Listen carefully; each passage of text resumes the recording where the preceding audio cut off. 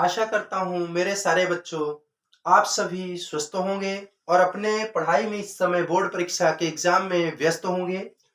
आज मैं स्टार्ट करूंगा द चेस जिसको हम कहते हैं सार्क SAARC सार्क ऐसा लिखा हुआ है यहाँ पे। सार्क का मतलब क्या होता है? दक्षिण एशियाई क्षेत्रीय सहयोग संगठन।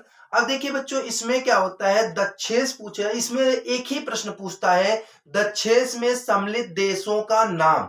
आपको ऑब्जेक्टिव टाइप में पूछ लेता है कि दक्षेस में यह देश है या नहीं है, और ये पूछ लेगा दक्षेस में सदस्य देशों की संख्या कितनी, या पूछ लेगा दक्षेस का मुख्यालय कहाँ है, या पूछ लेगा दक्षेस की स्थापना कब हुई थी, या पूछ लेगा दक्षेस के वर्तमान में महासचिव कौन है। यही 4-5 क्वेश्चन आपको पूछते हैं, खासतौर से यह इंटर में सिविक्स जो है उसके अंतर्गत आता है। अब देख लीजिए, और आप कक्षा 10 में पढ़े होंगे बच्चों सोशल साइंस, उसमें भी दक्षेस पूछ लिया जाता है। तो उसको मैं एक छोटे से वीडियो में प्रोवाइड करवा दूंगा, आपको एक साथ सारी वीडियो मिल जाएगी, सारी चीजें मिल जाएगी।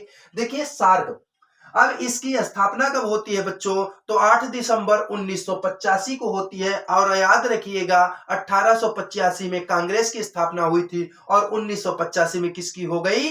दक्षेस की स्थापना हो गई। और ये सार्क संगठन है क्या? दक्षिण एशियाई क्षेत्रीय सहयोग संगठन जो है, इस शब्दों से समझ में आ रहा है कि दक्षिण के जो देश हैं, दक्षिण एशिया के जो देश हैं, उनमें क्षेत्रीय सहयोग संगठन, मतलब क्षेत्रीय सहयोग, उनमें सहयोग किया जा रहा है वो संगठन। तो अर्थात कैसा सहयोग?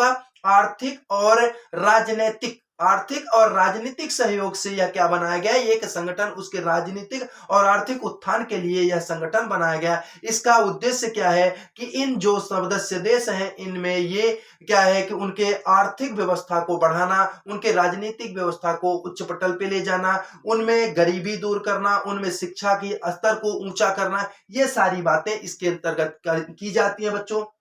देखिए इसके सदस्य देश, पहले सदस्य देश जब इसका 8 दिसंबर 1985 को इसका गठन किया गया, इसकी स्थापना की गई, तो उसमें सिर्फ 7 ही देश थे। कौन कौन देश थे? बांग्लादेश था, आपका नेपाल था, श्रीलंका था, भूटान था, पाकिस्तान था, मालदीव था, और आपका क्या था, ये अफगानिस्तान नहीं था उस समय, भूटान था। इतने ही देश थे, बांग्लादेश, नेपाल, श्रीलंका, भारत, मालदीव, भूटान, इतने ही देश थे। लेकिन बच्चों ये बाद में जब आगे चल करके होता क्या है कि एक देश और इससे जुड़ता है, वह देश है अफगानिस्तान। यह देश क्या होता है? अफगानिस्तान इसमें जुड़ जाता है। तो आज वर्तमान में इनके देशों की संख्या टोटल कितनी हो जाती है बच्चों? 8 हो जाती है। और इसके महासचिव की बात करी जाए तो कौन है?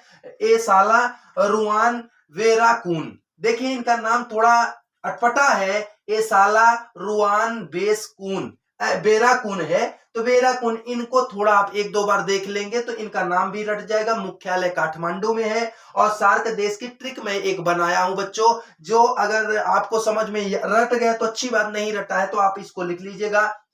बानेश्री, बानेश्री भामा भूपाप। अर्थात क्या है? बा का मतलब बांग्लादेश, ने का मतलब नेपाल, श्री का मतलब श्रीलंका, भा का मतलब भारत, मा का मतलब मालदीव, भू का मतलब भूटान, प का मतलब पाकिस्तान, और ऑफ का मतलब क्या होता है? अफगानिस्तान। आखिरी में कौन जुड़ा बच्चों? अफगानिस्तान। इसलिए मैं उसको कैसे रखा? अफगानिस्तान। 7 देश ये हैं, बांग्लादेश, नेपाल, श्रीलंका, भारत, मालदीव और भूटान और पाकिस्तान। ये क्या है? 7 पहले देश जुड़े हुए थे, और 8वां देश क्या जुड़ गया आपका? सार्क में जुड़ने वाला देश है 8वां अफगानिस्तान। देखिए बच्चों आपको भ्रमित नहीं होना है, चाहे सार्क लिख के दे, सार्क देशों की संख्या कितनी है, चाहे आपको लिख के दे दक्षेस के देशों की सदस्य संख्या कितनी है, आपको दोनों में आंसर एक ही लगाना है। वर्तमान में 8 है, और प्रारंभ में देशों की संख्या कितनी थी, तो वहां लिख देना है आपको 7।